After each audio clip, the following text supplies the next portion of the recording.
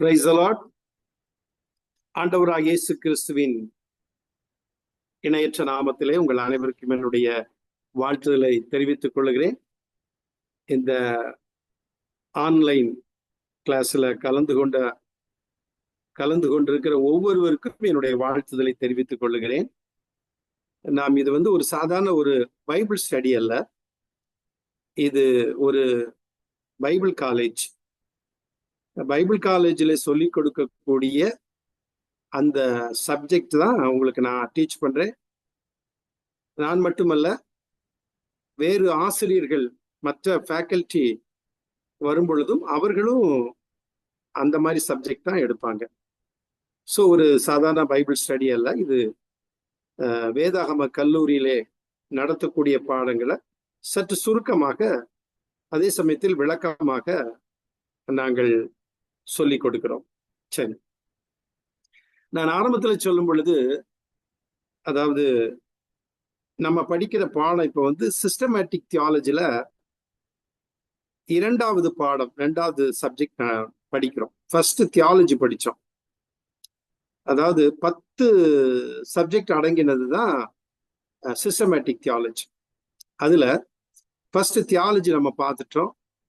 இப்போ பிப்ளியாலஜி அப்படிங்கிற சப்ஜெக்ட் பார்க்கிறோம். பிப்ளியாலஜி, வேதாகம இயல் என்பதை நாம் பார்க்கிறோம். வேதாகம இயல் தமிழ்ல, ஆங்கிலத்துல அதை சொல்லும் பொழுது பிப்ளியாலஜி அப்படிம்பாங்க. பிப்ளியாலஜி ஆக்சுவலா அது கிரேக்க வார்த்தை தான். பிப்ளியாலஜி, தியாலஜி, கிறிஸ்டாலஜி, நியூமட்டாலஜி, ஏஞ்சலாலஜி, ஆந்த்ரோபாலஜி, ஹேமட்டியாலஜி, சொட்டீரியாலஜி, இதெல்லாமே கிரீக் தான், கிரீக். அப்போ தமிழ்ல இது பிப்ளியாலஜி என்பது வேதாகம இயல். சரி, நம்ம இதுல படிக்கிறது என்ன அப்படின்னா, வேதம் என்றால் என்ன ஒன்று. ரெண்டாவது, பைபிள்ங்கிற பேர் எப்படி வந்தது, பைபிள் நமக்கு எப்படி கிடைத்தது, இப்படி நம்ம பகுத்து படிக்க போகிறோம். பைபிள் என்கிற பெயர் எப்படி வந்தது அப்படிங்கிறத நம்ம படிக்கணும். சரி, வாட் இஸ் த பைபிள்? வேதம் என்றால் என்ன? நம்ம நோட்ஸ், உங்களுக்கு தமிழ் நோட்ஸ் இருந்தால் நீங்கள் அதை பார்த்து கொள்ளலாம், நான் அனுப்பியிருக்கேன். திருமறை என்பது என்ன, அல்லது பைபிள் என்றால் என்ன? சரியா, திருமறை என்பது என்ன? நம்ம முதல்ல கவனிக்க வேண்டியது, யூதர்கள் பழைய ஏற்பாட்டை அவர்கள் பைபிள்னு சொல்ல மாட்டாங்க. யூதர்கள் நம்ம சொல்ற பைபிள் என்பது நம்ம பயன்படுத்துகிற இதே ஓல்டு டெஸ்டமெண்ட், இதே தான், இதையே அவர்கள் பயன்படுத்துகிறார். அப்போ அவர்கள் யூதர்கள் பழைய ஏற்பாட்டை டனக் என்று சொல்வார்கள். டனக் என்று சொல்வார்கள். TANAH அல்லது K, டனக். இந்த டனக் என்பது இந்த சொல் டனக் என்று, இதை டனாக் என்றும் எழுதினார்கள். இந்த டனாக் என்ற பெயர் எப்படி வந்தது அப்படின்னா, யூதர்கள் அவருடைய வேதத்தை, இந்த டனாக் என்று சொல்லுகிற வேதத்தை 3 பிரிவாய் பிரித்திருக்கிறார்கள். கவனிக்கணும், 3 பிரிவாய் பிரித்திருக்கிறார்கள். ஒன்று தோரா, TORAH, தோரா அப்படின்னா லா, கட்டளைகள், தோரா. இரண்டாவது நெவீம், NEEVIEEM, நெவீம், ப்ராஃபட்ஸ், தீர்க்கதரிசிகள் அல்லது தீர்க்க தரிசனங்கள். மூன்றாவது கெட்டுவீம், KETUVEEM, கெட்டுவீம், ரைட்டிங்ஸ், சங்கீதங்கள் அல்லது பொய்டிக்கல் புக்ஸ். கவனிக்கணும், யூதர்கள் சொல்லக்கூடிய அவருடைய வேதத்திற்கு டனாக்னு சொல்லுவாங்க. அப்ப இந்த டனாக் என்று எப்படி வந்தது அப்படின்னா, யூதர்கள் அவருடைய வேதத்தை 3 பிரிவாய் பிரித்திருக்கிறார்கள். தோரா, நெவீம், கெட்டுவீம். இந்த தோராவினுடைய முதல் எழுத்து T. நெவீமினுடைய முதல் எழுத்து என், கெட்டுவீம்ல முதல் எழுத்து கே. இந்த முதல் எழுத்தை வைத்து டி என் கே அத வவல்ஸ் சேர்த்தா டிஏ என்ஏ கே, டனக் அல்லது டனாக். அப்போ யூதர்கள் தங்களுடைய வேதத்தை டனாக் என்று எப்படி சொல்லுகிறார்கள் என்றால், தோரா, நெவீம், கெட்டுவீம் என்கிற இந்த 3 பிரிவாய் பிரித்திருக்கிற அந்த வேத பகுதியில் உள்ள முதல் எழுத்தை தோராவுக்கு டி, நெவீமுக்கு என், கெட்டுவீமுக்கு கே, இந்த 3ஐயும் வவல்ஸ் சேர்க்கும் பொழுது டனாக் என்று சொல்லுகிறார்கள். சரி, இப்ப யூதர்கள் தங்களுடைய வேதத்தை என்னன்னு சொல்றாங்க? டனாக்ன்னு சொல்றாங்க. அது எப்படி வந்தது என்று பார்த்தோம். சரி, இதே இந்த தோராவை கிரேக்க மொழியில பென்டடியூக் அப்படின்னு சொல்லுவாங்க. PENTATEUCH, பென்டடியூக் அப்படின்னா ஐந்தாகமங்கள். ஐந்தாகமங்கள். சரி, யூதர்கள் பழைய ஏற்பாட்டை மட்டும் திருமறை அல்லது வேதம் என்று அழைக்கிறார்கள். யூதர்கள் தங்கள் வேதத்தில் 24 புத்தகங்களாக பிரித்துள்ளனர். நல்லா கவனிக்கணும். 3 பிரிவாக அவர்கள் வேதத்தை பிரித்திருக்கிறார்கள்.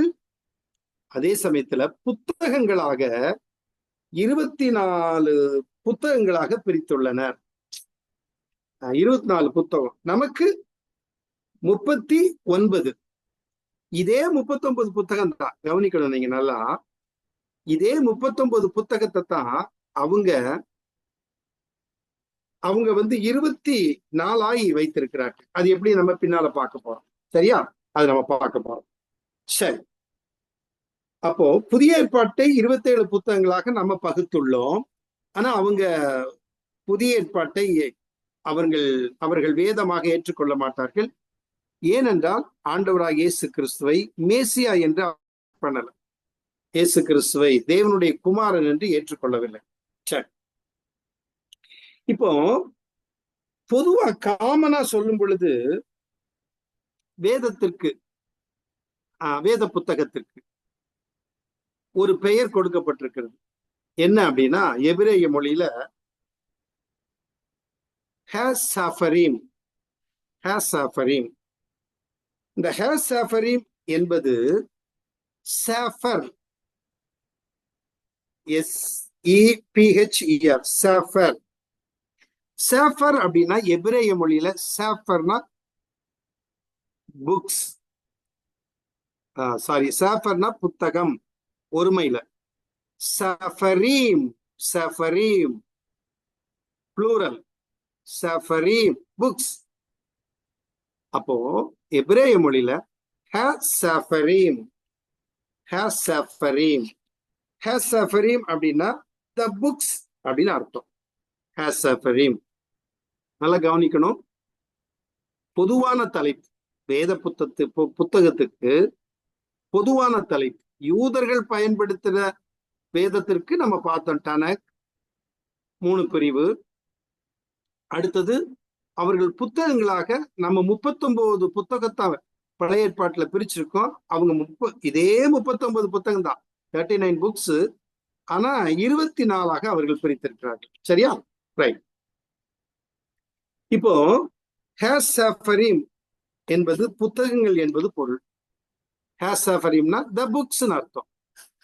இதை, அதாவது இந்த ஹேசாஃபரீம் அப்படிங்கிற இந்த எபிரேய மொழியில் உள்ள புத்தகங்கள் என்கிற தலைப்புடைய ஹேசாஃபரீம் என்பதை கிரேக்க மொழியை பேசும் யூதர்கள் என்ன செய்தார்கள்?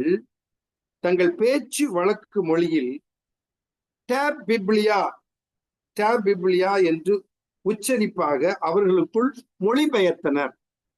யாரு? கிரேக்க மொழி பேசக்கூடியவர்கள் மட்டுமல்ல, கிரேக்க கலாச்சாரத்தையும் பின்பற்றக்கூடியவர்கள்.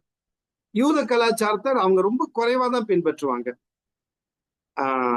கிரேக்க கலாச்சாரத்தையும் அதே சமயத்துல கிரேக்க மொழியையும் பின்பற்றக்கூடிய யூதர்கள். அவர்களுக்கு பெயர் என்ன அப்படின்னா ஹெலனிஸ்டிக் ஜூஸ் அப்படிம்பாங்க, ஹெலனிஸ்டிக் ஜூஸ். அவர்கள் தான் இந்த ஹாசஃபரீம் என்கிற, நல்லா கவனிக்கணும், ஹாசஃபரீம் என்கிற எபிரேய மொழியின் அந்த உச்சரிப்பை அவர்கள் கிரேக்க மொழியில டேப் பிப்ளியான்னு மொழிபெயர்த்தாங்க. அப்போ டேப் பிப்ளியா அப்படின்னாலும் என்னதான் அர்த்தம்? த புக்ஸ் தான் அர்த்தம். டேப் பிப்ளியா, அது கிரீக்ல கூட நான் அதை அப்படியே கிரேக்க மொழியிலேயே எழுதியிருப்பேன். அப்போ இந்த ஹெலனிஸ்டுக்கு தான், ஹெலனிஸ்டிக் ஜூஸ் தான் இப்படி உச்சரித்து கிரேக்க மொழியில பயன்படுத்தினார்கள். இப்போ உங்களுக்கு புரியும் பைபிள் என்கிற பெயர் எப்படி வந்தது அப்படின்னு. பைபிள் என்றால் என்ன? த புக்ஸ் அப்படின்னு அர்த்தம். பைபிள்னாலே புக்ஸ் தான் அர்த்தம். கவனிக்கணும், நல்லா கவனிக்கணும். பைபிள் என்றாலே என்ன? த புக்ஸ்ன்னு அர்த்தம். ஏன்னா கிரேக்க மொழியில ட பிப்ளியா, ட அப்படின்னா த, ட பிப்ளியா, த புக்ஸ். எபிரேய மொழியில ஹாசஃபரீம், ஹ தன்னு அர்த்தம். இங்கிலீஷ்ல த, ஹ சஃபரீம், சஃபரீம் புத்தகங்கள். இந்த ஹாசஃபரீம் என்பதை கிரேக்க மொழியில ஹெலனிஸ்டிக் ஜூஸ் வந்து என்ன பண்ணாங்க? டேப் பிப்ளியான்னு மொழிபெயர்த்தார்கள். இப்ப பைபிள் எப்படி பேர் வந்துச்சு? கிரேக்க மொழியில டேப் பிப்ளியான்னு மொழிபெயர்க்கப்பட்டபடினால் நம்ம இன்னைக்கு ஒரே புத்தகமாக, எல்லா புத்தகத்தையும் சேர்ந்து ஒரே புத்தகமாக பைபிள் என்று ஒருமையில் அழைக்கிறோம். சரி, இந்த ஹெலனிஸ்டிக் ஜூஸை பத்தி பார்க்கும் பொழுது இவர்கள் வந்து அப்போஸ்தலர் நடவடிக்கைகள் புஸ்தகத்துல 6ஆம் அதிகாரம் 1ல வந்து 6ஆம் அதிகாரம் 1ஆம் வசனத்துல நம்ம பார்க்கும் பொழுது ஹெலனிஸ்ட் அந்த ஹெலனிச தாக்கம் ஆதி திருச்சபை வரலாற்றில் காணப்பட்டது. ஆதி சபையிலேயே அது அந்த ஹெலனிஸ்டுக்கு அந்த தாக்கம் காணப்பட்டது. அவங்க என்ன செய்யறாங்க? கிரேக்க கலாச்சாரத்தை பின்பற்ற மற்றும் கிரேக்க மொழியை பேசக்கூடிய இந்த யூதர்கள் அவங்க என்ன சொல்றாங்க அப்படின்னா, கவனிக்கணும், அவங்க அப்போஸ்தலர் 6:1 எருசலேமில் உள்ள கிறிஸ்தவ மக்களான எபிரேயர்களுக்கும் ஹெலனிஸ்டுகளுக்கும் இடையே கருத்து வேறுபாடு ஏற்பட்டது. என்ன சொன்னாங்களா? தங்கள் விதவைகள் அன்றாட பொது பந்தி விசாரணையில் திட்டமாக புறக்கணிக்கப்பட்டார்கள். இந்த பிரச்சனை ஹெலனிஸ்டிக் அப்படிங்கிற அந்த யூதர்களை அடையாளம் காட்டி அவங்க என்ன செஞ்சாங்க அப்படின்னா, அவங்க என்ன செய்தாங்க அப்படின்னா, எங்க விதவைகள் எல்லாம் வந்து புறக்கணிக்கப்படுறாங்க, அவங்கள கவனிக்கிறது இல்லை, அவங்கள விசாரிக்கிறது இல்லை அப்படின்னு யூதர்களா இருக்கக்கூடிய அவர்களுக்கு விரோதமாக அல்லது யூத கிறிஸ்தவர்களுக்கு விரோதமாக முறுமுறுத்தார்கள், எகெயின்ஸ்டா இருந்தாங்க. யாரு? இந்த ஹெலனிஸ்டிக் ஜூஸ். இந்த ஹெலனிஸ்டிக் ஜூஸ் அப்படிங்கிறவங்க, மறுபடியும் நான் சொல்றேன், கிரேக்க கலாச்சாரத்தையும் கிரேக்க மொழி பேசக்கூடியவர்கள். இவர்கள் கிறிஸ்தவர்களுக்கும் பிரச்சனையா இருந்தாங்க, யூதர்களுக்கும் பிரச்சனையா இருந்தாங்க. சரி, அப்போ இந்த டேப் பிப்ளியா என்ற இது ஐரோப்ப மொழியான லத்தீனில் அடைமொழியாக நுழைந்து பின் ஆங்கிலத்தில் பைபிள் என்று பெறப்பட்டது. எப்படின்னு பைபிள் வந்துச்சு? ஐரோப்ப மொழியான லத்தீனில் அடைமொழியாக நுழைந்து, இந்த டேப் பிப்ளியா ஐரோப்ப மொழியான லத்தீனில் அடைமொழியாக நுழைந்து பின்பு ஆங்கிலத்தில் பைபிள் என்று பெயர் பெற்றது. சரி, அடுத்தது நம்ம புதிய ஏற்பாடு வந்து பார்க்கலாம். புதிய 27 புத்தகங்கள் எபிரேய மொழியில் அதை வந்து என்ன சொல்லுவாங்கன்னா பெரித் ஹேடிஷா என்பார்கள். ஹீப்ருல பெரித் ஹேடிஷா அப்படின்னா நியூ கவனன்ட், நியூ டெஸ்டமெண்ட் சொல்றோம் பாத்தீங்களா, அது நியூ கவனன்ட்.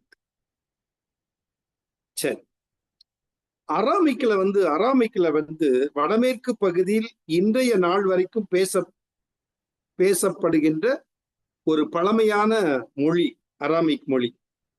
அராமிக் திருமறையில் அராமிக் மொழி பேசப்படும் பகுதிகள் நம்ம பைபிள்ல கொஞ்சம் அராமிக்ல இருந்து டிரான்ஸ்லேட் பண்ணியிருக்காங்க. எபிரேய மொழியிலிருந்து தான் அதிகமா பண்ணியிருக்காங்க. புதிய ஏற்பாடு கிரேக்க மொழியிலிருந்து செய்யப்பட்டிருக்கிறது. ஆனால் அதே சமயத்துல அராமிக் மொழியிலிருந்தும் சில பகுதிகள் மொழிபெயர்த்திருக்கிறாங்க. எப்படின்னா ஆதியாகமம் 31:47, எரேமியா 10:11, தானியேல் 2:4, 7:28, எஸ்ரா 4:8, 6:8, எஸ்ரா 7:12-26. இந்த பகுதிகள் எல்லாம் அராமிக் மொழியிலிருந்து மொழிபெயர்க்கப்பட்டது. இந்த பகுதிகள். சரி, தோரா அப்படின்னா சரியான ஒரு பொருள் நம்ம லான்னு சொல்றோம். அப்படின்னா சட்டம் அல்லது சட்ட புத்தகம் அல்லது நியாயப்பிரமாணம் சொல்றோம். ஓகே, சொல்லலாம். ஆனா எங்களுடைய ஆசிரியர் சொல்லும் பொழுது சொன்னார், சரியானபடி அது கூட சரியான மொழிபெயர்ப்பு அல்ல அப்படின்னு சொல்லிட்டு, தோரான்னா இன்ஸ்ட்ரக்ஷன்ஸ், அதாவது அந்த இன்ஸ்ட்ரக்ஷன் தான் Torah should not be translated லா. அதாவது அது இன்ஸ்ட்ரக்ஷன் தான், அது பேரு இன்ஸ்ட்ரக்ஷன். சரியானபடி சொல்ல போனால் அது இன்ஸ்ட்ரக்ஷன் தான். தோரா என்ற வார்த்தை கிரேக்க பதத்தில் நோமோஸ் அப்படின்னு வரும். அது ஒரு சரியான வார்த்தை அல்ல. நான் கிரேக்க மொழியில நோமோஸ் சொல்லுவாங்க. ரைட். அடுத்தது தோராவை பற்றி நம்ம பார்க்கும் பொழுது, தோராவில் 613 கட்டளைகள் இருக்கிறது. தோராவில் மட்டும் 613 கட்டளைகள் இருக்கிறது. நம்ம கவனிக்கணும். அதெல்லாம் பிரிச்சு நான் ஆங்கிலத்துல ஒரு நோட்ஸ்ல இருந்து நான் எடுத்து வைத்திருக்கேன். அது அவ்வளவும் நம்ம சொல்ல முடியாது. இந்த 613 கட்டளைகள் தோராவில் இருக்குது. இந்த 613 கட்டளையில 248 கட்டளைகள், அதாவது செய் என்று கூறும் கட்டளைகள் 248. இதை இப்படி செய்ய வேண்டும், இதை நீ செய்ய வேண்டும், இந்த கட்டளைப்படி நீ நடக்க வேண்டும் அப்படின்னு கூறக்கூடிய கட்டளைகள் 248. செய்ய வேண்டாம், இது செய்யாதே, அதை செய்யக்கூடாது, இப்படி கர்த்தர் சொல்லுகிறார், இந்த கட்டளை இப்படி சொல்லுகிறது. செய்ய வேண்டாம் என்று கூறும் கட்டளைகள் 365. செய் என்று கூறக்கூடிய கட்டளை 248. செய்ய வேண்டாம் என்று கூறும் கட்டளைகள் 365. அப்ப தோராவில் மொத்தம் 613 கட்டளைகள் இருக்கிறது. அது 5 பிரிவுகளாக உள்ளன. எப்படி இருக்குதா? அது 5 பிரிவுகளாக உள்ளன. கவனிக்கணும். இந்த யூதர்கள் தோராவை ரொம்ப முக்கியப்படுத்துவாங்க. அது மட்டுமல்ல, தோரா தான் அவங்களுக்கு முக்கியமான, வேதத்துல முக்கியமானது Torah.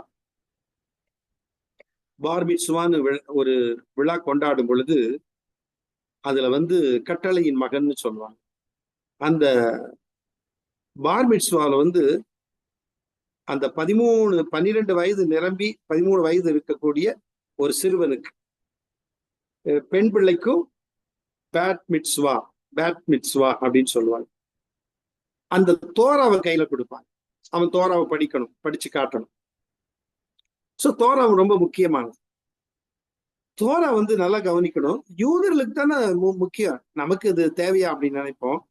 No no no. Torah அதுதான் ஃபவுண்டேஷன். எல்லா புத்தகங்களுக்கும் அஸ்திபாரம் அதுதான். தோரா மிக முக்கியம். எனக்கு நான் படித்து கொண்டிருக்கும் பொழுது பைபிள் காலேஜ் மாசத்துல ஒரு முறை போய் 1-2 நாட்கள் தங்கி அங்க படிப்பேன். கிட்டத்தட்ட 7 வருடம் படிச்சேன். அப்ப எனக்கு அசைன்மெண்ட் எல்லாம் எழுத கொடுப்பாங்க. எனக்கு மட்டுமல்ல, என் கூட உள்ள எல்லாரும் எழுதினாங்க. அப்போ எனக்கு நிறைய அசைன்மெண்ட்ல ஒண்ணு மறக்க முடியாதது ஒண்ணு என்னன்னா, தலைப்பு all the prophets depend upon the Torah. All the prophets depend upon the Torah. எல்லா தீர்க்கதரிசிகளும் என்ன பண்ணியிருக்காங்க அப்படின்னா, தோராவை டிபெண்ட் பண்ணியிருக்காங்க. இப்ப நான் என்ன செய்யணும் அப்படின்னா, இந்த all the prophets depend upon the Torah அப்படிங்கிறதுல நான் ஒரு ப்ராஃபட்டை எடுத்து, புரியுதா உங்களுக்கு? நான் ஒரு ப்ராஃபட்டை எடுத்து எப்படி அந்த ப்ராஃபட் வந்து தோராவை டிபெண்ட் பண்ணி இருக்கிறாரு அப்படின்னு எழுதணும். ஸோ நான் எழுதுனது அவ்வளவு சரியா இல்லை, பட் எழுதுனேன். நான் ஒரு புத்தகத்தை மல்கியாவை எடுத்து அதுல இருந்து எப்படி தோராவை டிபெண்ட் பண்ணி இருந்தார் மல்கியா தீர்க்கதரிசின்னு சொல்லி. எங்களுக்கு ரொம்ப முக்கியமான ஒரு ஒரு அசைன்மெண்ட். கவனிங்க, எல்லா தீர்க்கதரிசிகளும் all the prophets depend upon the Torah. தோராவை தான் என்ன பண்ணாங்க, அடிப்படையாக அதைத்தான் டிபெண்ட் பண்ணியிருக்காங்க. அதை மையமாக வச்சுதான் எழுதியிருக்கிறது நான் பார்க்க முடியும். மிக முக்கியமானது. சரி, இந்த தோரா 613 கட்டளைகள் உள்ள இந்த தோரா 5 பிரிவுகளாக உள்ளன. இந்த தோரா வந்து 5 பிரிவுகளாக உள்ளன. எப்படின்னா, ஒன்று தேச சட்டம். தோராவில் வரக்கூடியதுல 613 கட்டளைகள் 5 பிரிவுகளாக உள்ளன. எப்படிங்க கவனிக்கணும், 613 கட்டளை 5 பிரிவு, 5 பிரிவுகளாக உள்ளன.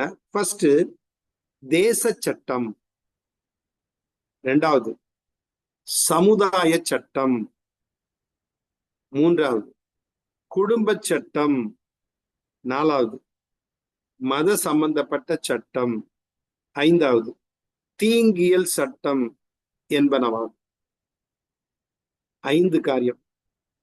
இந்த 613 கட்டளைகளும் 5 பிரிவுகளாக உள்ளன. இந்த 5ஐயும் நம்ம இப்ப பார்த்தோம். சரி, இன்னொன்று நம்ம கவனிக்க வேண்டிய ஒரு காரியம், ஹாப்டோரான்னு சொல்லுவாங்க. HAFTORAH, ஹாப்டோரா. ஹாப்டோரானா பாதி தோரான்னு நினைச்சிடக்கூடாது, இல்ல, அப்படி அல்ல. இந்த ஹாப்டோரா அப்படிங்கிறத வாசிக்கிற பழக்கம் அவர்களுக்கு இருந்தது. எப்படின்னா, யூதர்கள் அல்லது யூத புனிதர்கள் தீர்க்க தரிசன புத்தகங்களில் இருந்து, கவனிங்க, இந்த ப்ராஃபட்ஸ் எழுதின அந்த தீர்க்க தரிசன புத்தகங்கள் இருக்கு பாத்தீங்களா, அந்த தீர்க்க தரிசன புஸ்தகங்களில் இருந்து தோராவின் மேற்கோள்களை, பாத்தீங்களா, கொட்டேஷன் ஃப்ரம் த தோரா, பிரத்யேகமாக பிரித்தெடுத்து படிப்பதற்கென்று பகுக்கப்பட்ட பகுதி. இது நம்ம கொஞ்சம் தெரிஞ்சிருக்கணும். எங்களுக்கு அது கிளாஸ் எடுத்தது, எங்களுக்கு நோட்ஸ் கொடுத்தது தான் உங்களுக்கு நான் சொல்றேன். அப்ப இந்த ஹாப்டோரா அப்படிங்கிறது என்ன? இது தோரா கிடையாது, இது ஹாப்டோராங்கிறது.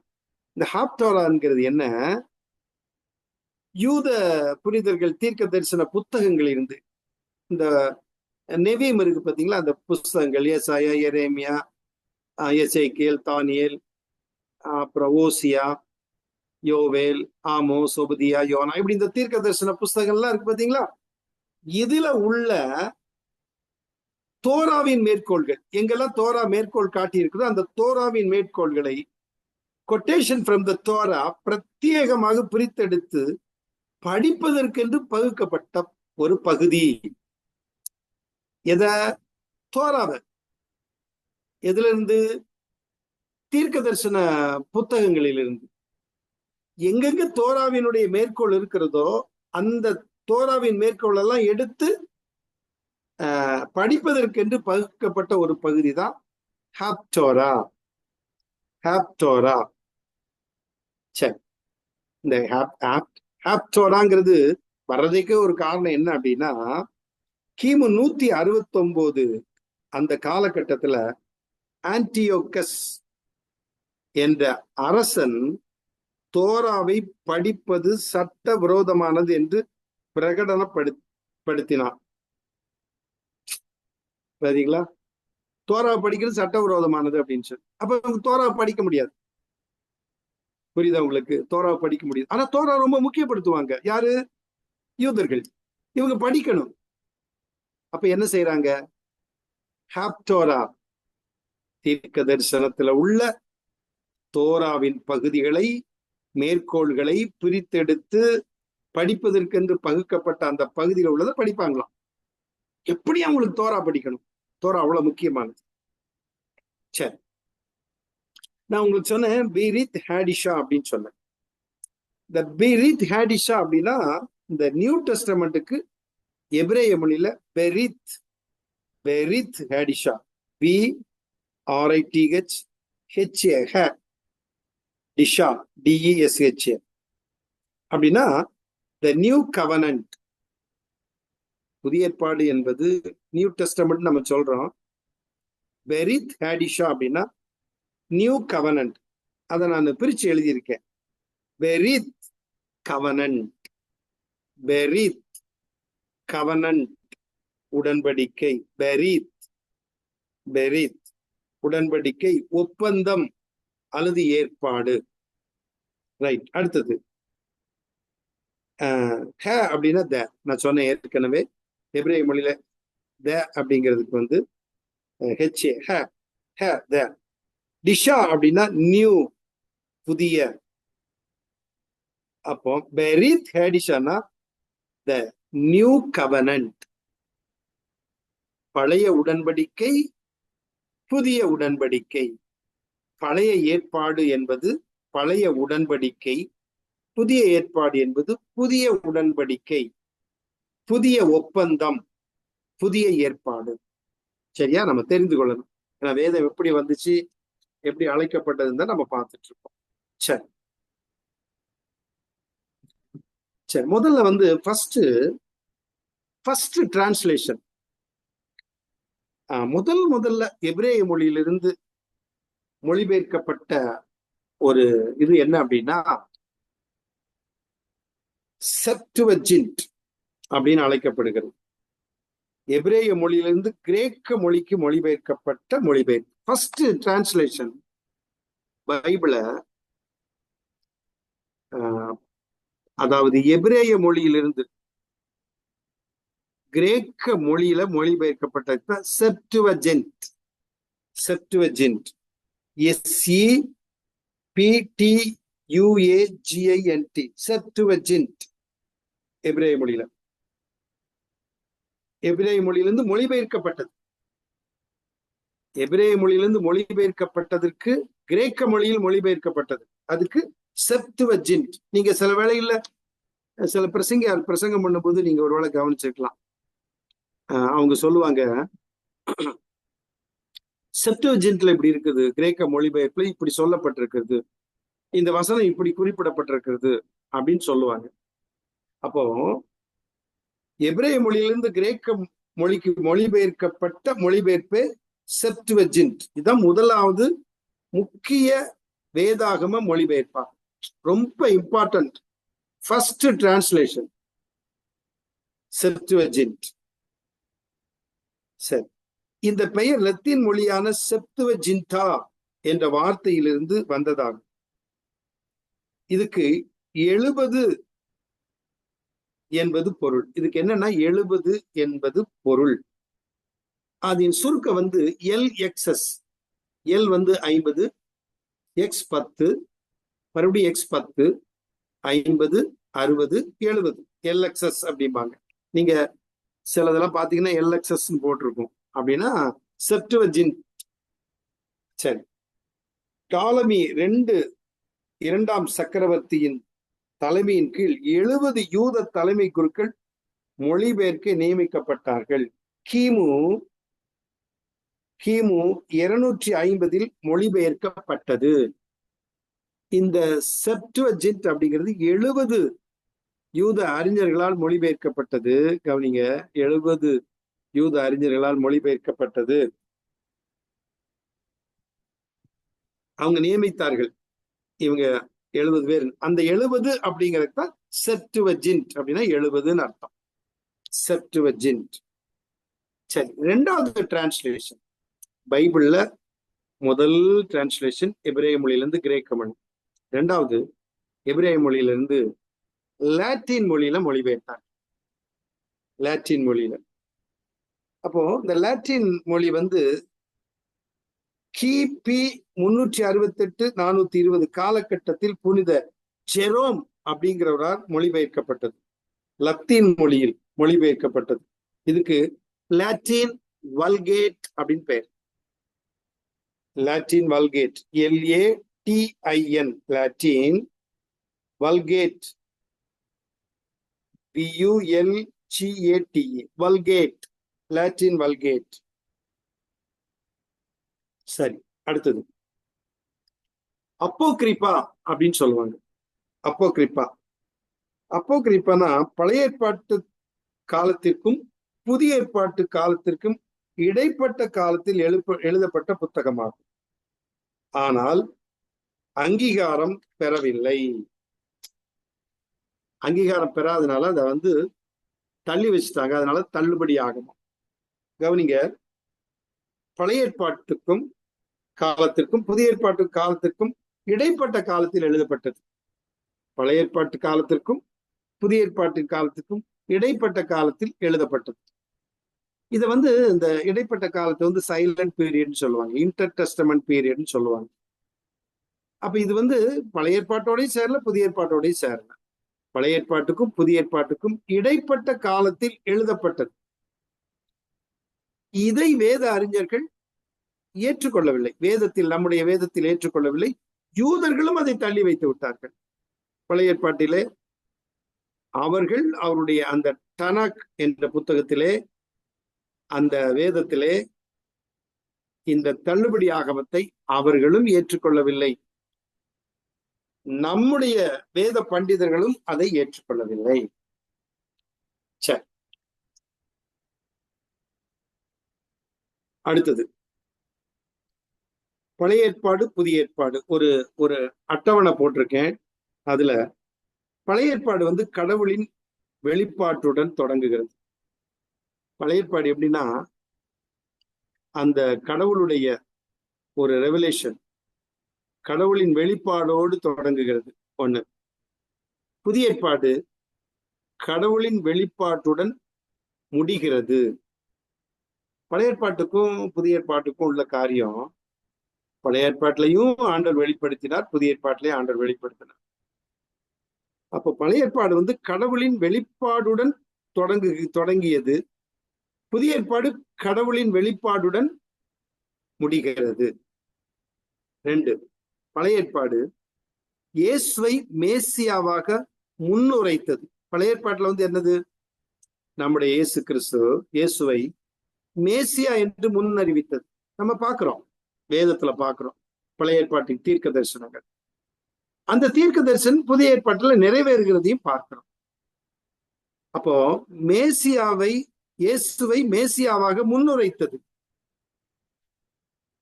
புதிய ஏற்பாட்டுல மேசியாவாகிய இயேசுவை முன்வைக்கிறது. இவர்தான் மேசியா அப்படின்னு முன்வைக்கிறது. 3. ரட்சிப்புக்கு விசுவாசம் தேவை.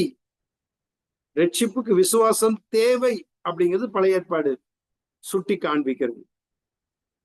புதிய ஏற்பாடும் ரட்சிப்புக்கு விசுவாசம் தேவை என்று வலியுறுத்துகிறது. ரைட், அடுத்தது 4. விசுவாச வாழ்க்கை தேவை என்று பழைய ஏற்பாடு அதை முக்கியப்படுத்துகிறது. புதிய ஏற்பாடு விசுவாச வாழ்க்கை தேவை என்று புதிய ஏற்பாடு முக்கியப்படுத்துகிறது. அடுத்தது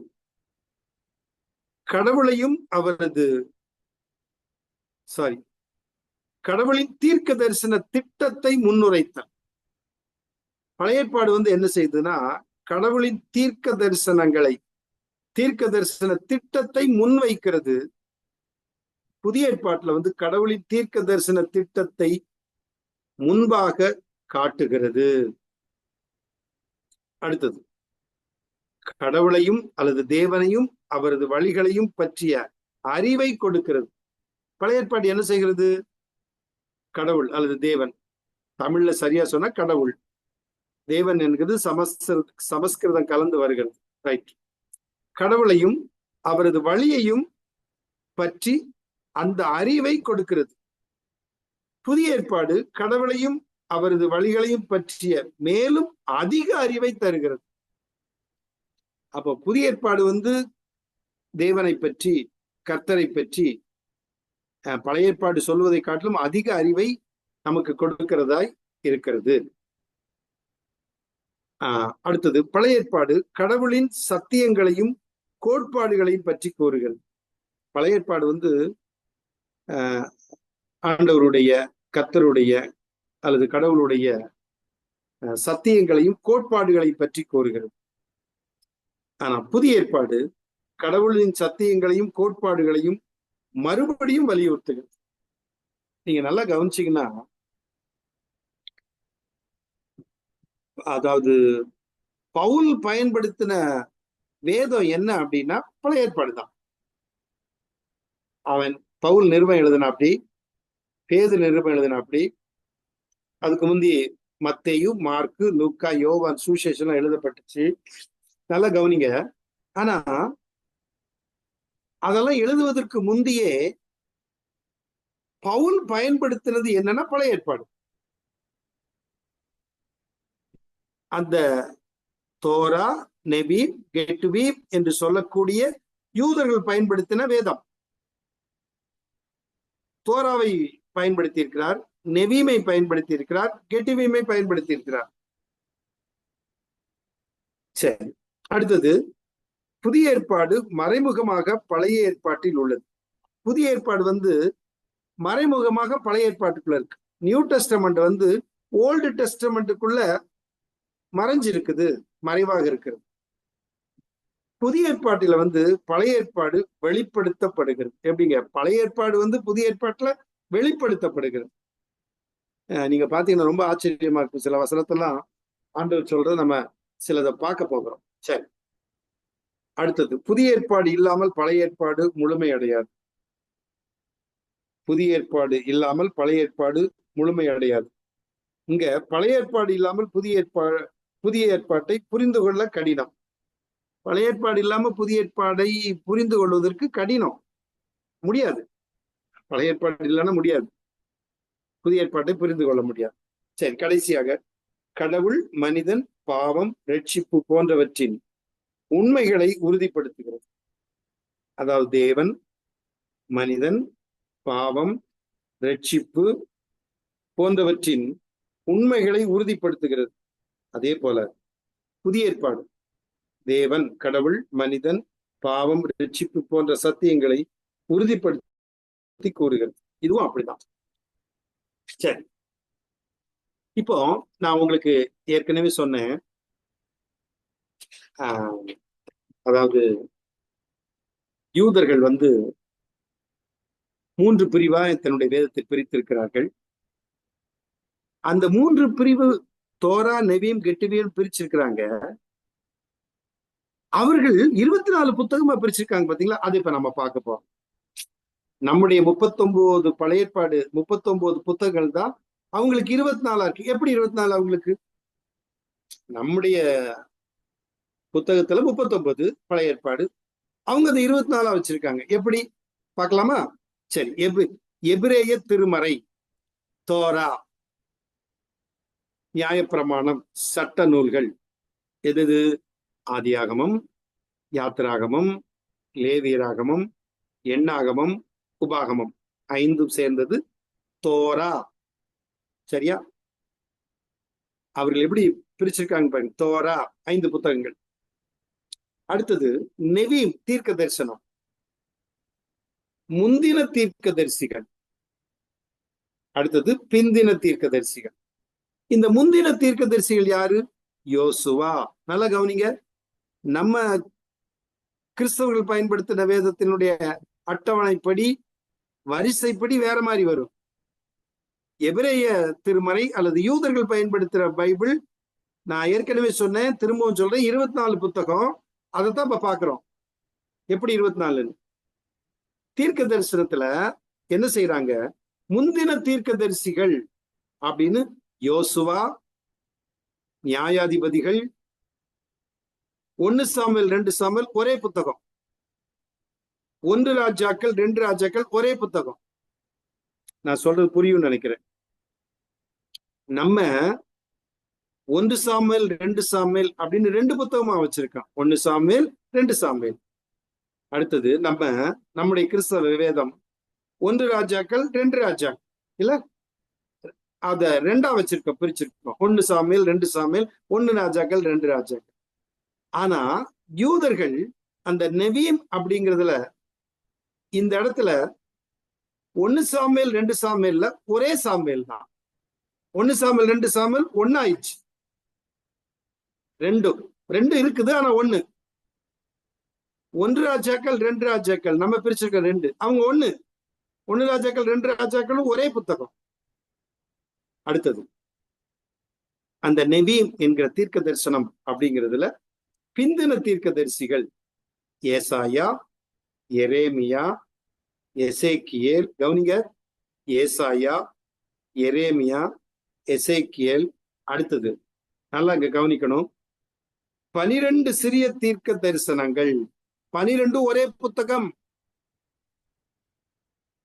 ஓ அப்படியா அப்படின்னு நீங்க யோசிக்கிறீங்க இல்லையா? நம்ம 12 ஓசியா, யோவேல், ஆமோஸ், ஒபதியா, யோனா, மீகா, நாகும் அப்படின்னு சொல்லி 12 தீர்க்க தரிசன புஸ்தகங்கள்னு நம்ம கிறிஸ்தவ வேதத்துல பிரிச்சு வச்சிருக்கோம். சரியா?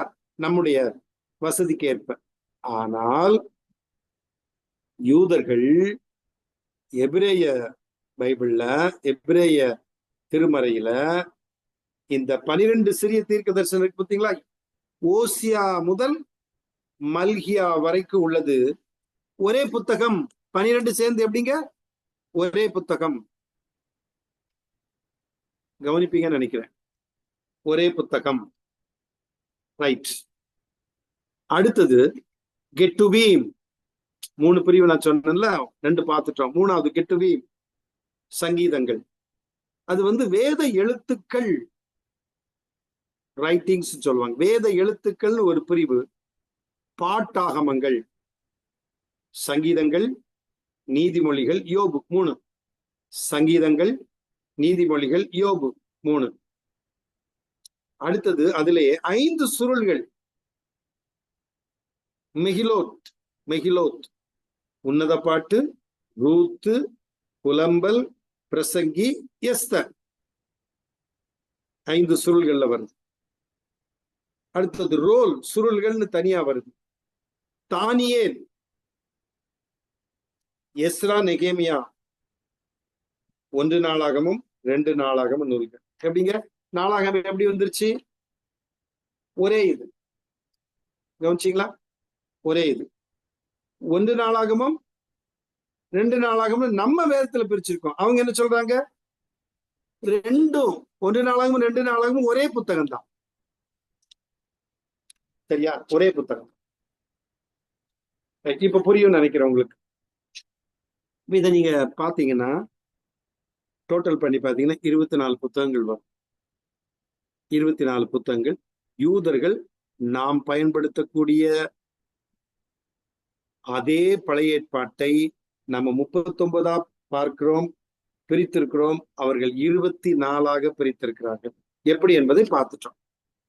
சரி, இப்ப நம்ம கிறிஸ்தவ பைபிள் எப்படி, பழைய ஏற்பாடு நம்ம எப்படி பிரிச்சிருக்கோம்? இந்த 5 இந்த பிக்சர்ல நான் போட்டிருக்கேன் பாத்தீங்களா?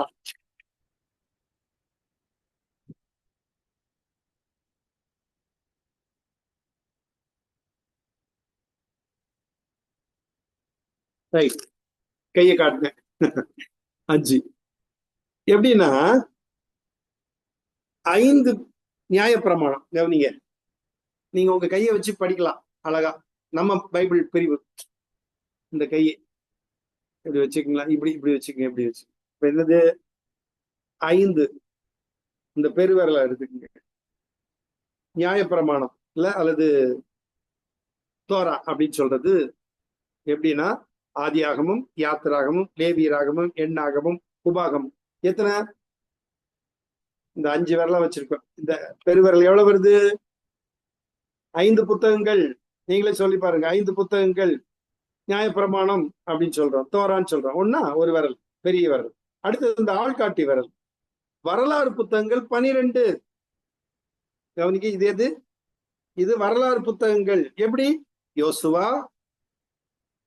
அங்க என்ன படிச்சோம்?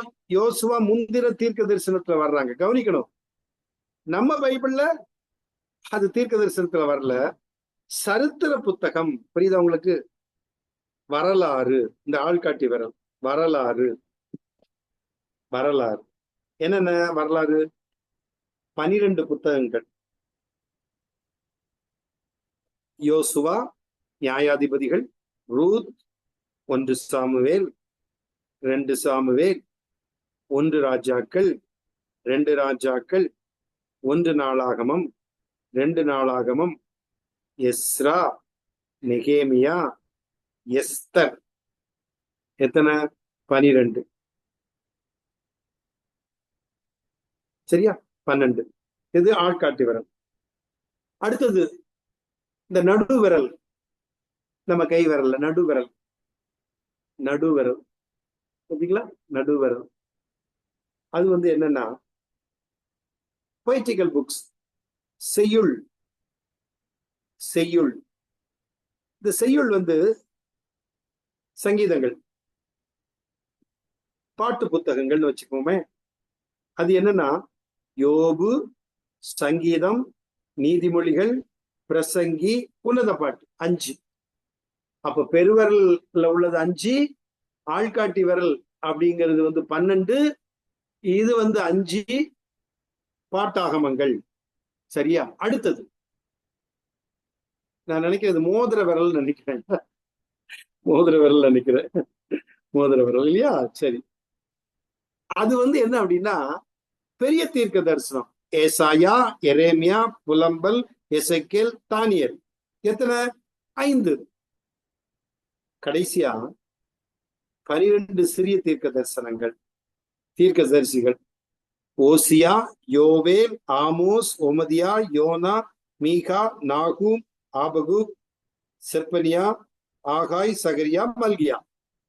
சரி, இப்ப நல்லா கவனிங்க. இந்த 5 விரல் இப்படி வச்சிருக்கீங்கல்ல, இது 5, இது 5, இது 5. இந்த 5 விரல் 5 புத்தகங்கள் உள்ளது இப்படி மடக்குங்க. இதெல்லாம் 5 5 ஈஸியா புரிஞ்சுக்கிறதுக்கு நான் சொல்றேன். சண்டே ஸ்கூல் பிள்ளைகளுக்கு நடத்தலாம், யூத்துக்கு நடத்தலாம். 5 முயல் காது வரும், முயல் மாதிரி இருக்கும். இது பார்த்தா அப்படி இல்ல, கவனிங்க. அது அந்த பிக்சர் இதுல போடல. ரைட்.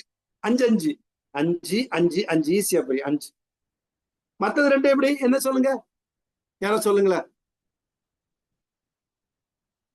சொல்லுங்க யாராவது. 12 12 12 ரைட். அப்ப இந்த 2 முயல் காது மாதிரி இருக்கு, இது முயல் மாதிரி இருக்கு இல்ல? அப்ப அந்த மத்தது ஆள்காட்டி விரலும் சுண்டு விரலும் 12 12. வரலாறு புத்தகம், சின்ன தீர்க்க தரிசன புத்தகம். ஆமீன். இது வந்து பழைய ஏற்பாட்டை நாம் பகுத்துள்ளது, அது பிரித்துள்ளது. சரியா? அதே போல புதிய ஏற்பாடு நம்ம இந்த விரல, இந்த கையை பார்த்தோம், இப்போ இந்த கையை பார்க்கிறோம். Right hand. இப்ப என்னன்னா சுவிசேஷ புத்தகங்கள் 4, சுவிசேஷ புத்தகங்கள் 4.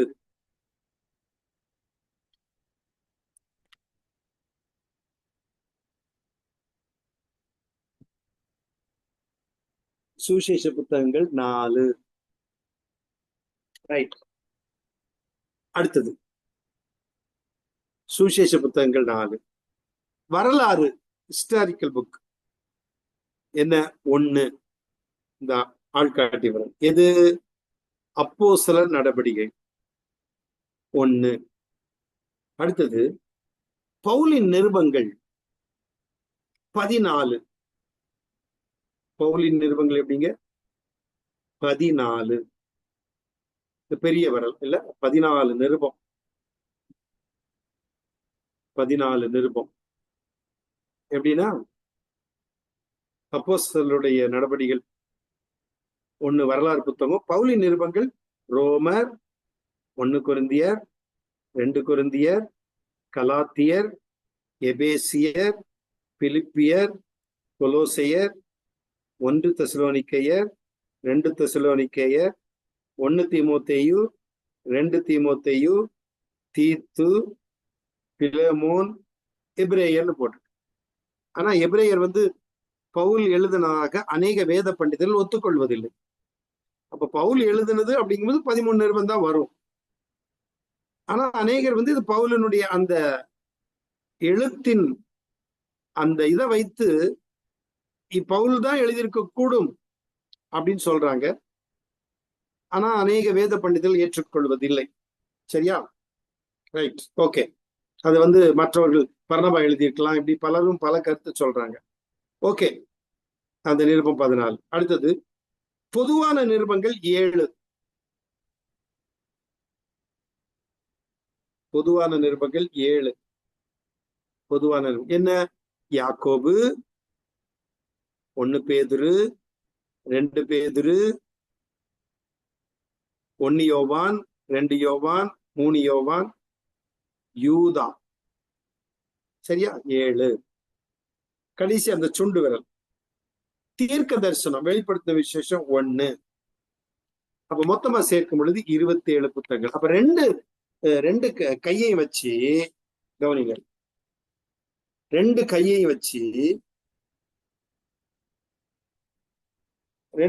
வச்சு நம்ம நம்ம பைபிளை பிரித்து படிக்க லகுவா இருக்கும்.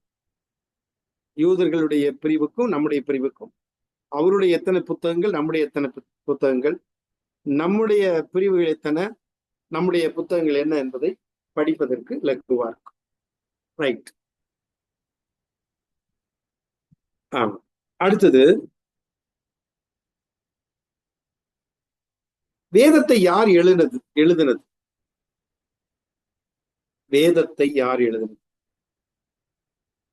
வானத்திலிருந்து அப்படியே தூதன் வந்து சொல்ல எழுதினதா இல்ல, அல்லது கடவுள் சொல்ல எல்லாமே எழுதிட்டாங்களா? இல்ல, கடவுள் சொல்ல எழுதியிருக்காங்க. கடவுள் சொன்னதை எழுதியிருக்கிறார்கள், தேவதூதர்கள் சொன்னதை எழுதியிருக்கிறார்கள், தீர்க்கதரிசிகள் சொன்னதை எழுதியிருக்கிறார். உண்மை. ஆனால் who wrote the Bible? Who wrote the Bible? யார் வேதத்தை எழுதியது? வேதம் கடவுளால் சொல்லப்பட்டு அல்லது தேவனால் சொல்லப்பட்டு மனிதனால் எழுதப்பட்டது. தேவனால் சொல்லப்பட்டு பரிசுத்த மனிதர்களால் எழுதப்பட்டது. கவனிக்கணும்.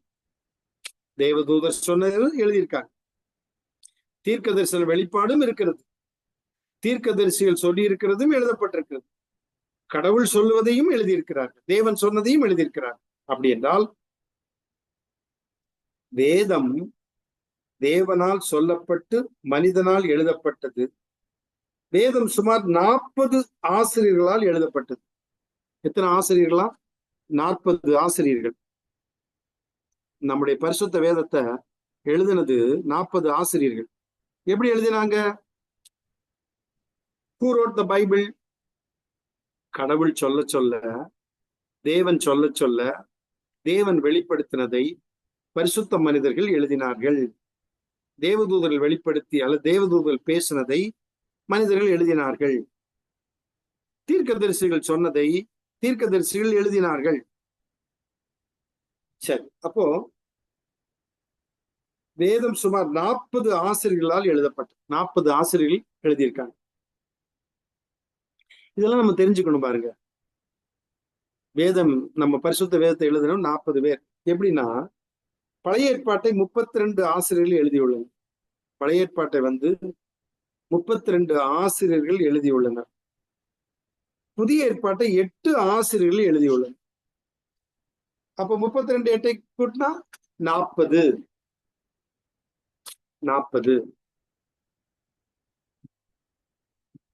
அப்போ 40 ஆசிரியர்கள், பழைய ஏற்பாடு 32, புதிய ஏற்பாடு 8. 40 ஆசிரியர்களால் பைபிள் எழுதப்பட்டது. பழைய ஏற்பாடு கிமு 1500 ஆரம்பிக்கப்பட்டு கிமு 400 முடிவடைந்தது. கிமு 1500 ஆரம்பிக்கப்பட்டு கிமு 400 முடிவடைந்தது. புதிய ஏற்பாடு கிபி 48 ஆரம்பிக்கப்பட்டு கிபி 100க்குள் கிட்டத்தட்ட 96 அப்படி சொல்றாங்க முடிக்கப்பட்டது. வெளிப்படுத்தின விசேஷம் புத்தகம் எழுதப்பட்ட காலம் கிபி 96. அப்போஸ்தலன் யோவான் பத்மு தீவுக்கு நாடு கடத்தப்பட்டான். பத்மு தீவுல இருக்கும் பொழுது கர்த்தர் அவனுக்கு வெளிப்படுத்துகிறார். எப்போ?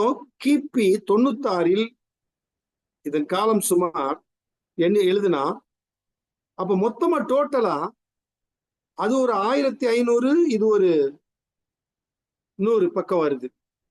அப்போ சுமார் 1600 ஆண்டுகள் ஆகும் வேதத்தை எழுதுனது. அப்படின்னா முதல்ல ஆதியாமத்துல இருந்து ஃபர்ஸ்ட் ஆதாம எழுத ஆரம்பிச்சிட்டா அப்படி நினைக்காதீங்க. அதான் நான் அந்த வருஷம் சொன்னேன். கிமு 1500 ஆரம்பிக்கப்பட்டு கிமு 400 முடிவடைந்தது பழைய ஏற்பாடு. கிபி 48 ஆரம்பிக்கப்பட்டு கிபி 100க்குள் முடிவடைந்தது வெளிப்படுத்தின விசேஷம் புத்தகம் எழுதப்பட்டது காலம் கிபி 96. அப்ப இதனுடைய காலம் சுமார் 1600 ஆண்டுகளாகும். 2 பேதுரு 1:20-21 வசனத்தை நம்ம வாசிக்கும் பொழுது, நான் வாசிக்கிறேன். வேதத்தில் உள்ள எந்த தீர்க்க தரிசனமும் சுய தோற்றமான பொருளை உடையதாய் இராதென்று நீங்கள் முந்தி அறிய வேண்டியது. தீர்க்க தரிசனமானது ஒரு காலத்திலும் மனுஷனுடைய சித்தத்தினாலே உண்டாகவில்லை, தேவனுடைய பரிசுத்த மனுஷர்கள் பரிசுத்த ஆவியினால் ஏவப்பட்டு பேசினார்கள். அப்போ வேதத்தில் உள்ள எந்த தீர்க்க தரிசனம் சுய தோற்றமாக, சுய வெளிப்பாடாக, சுயமா இல்ல, தேவனுடைய பரிசுத்த மனுஷர்கள் பரிசுத்த ஆவியினால் ஏவப்பட்டு பேசினார்கள். 2 பேதுரு 1:20-21. வேத வாக்கியங்கள் எல்லாம் தேவ ஆவியினால் அருளப்பட்டிருக்கிறது. வேத வாக்கியம் எப்படின்னா, பைபிள் சொல்லுது 2 தீமோத்தேயு 3:16, வேத வாக்கியங்கள் எல்லாம் தேவ ஆவியினால் அருளப்பட்டிருக்கிறது, தேவனுடைய மனுஷன் தேறினவனாகவும் எந்த நற்கிரியை செய்ய தகுதி உள்ளவனாகவும் இருக்கும்படியாக எழுதப்பட்டது.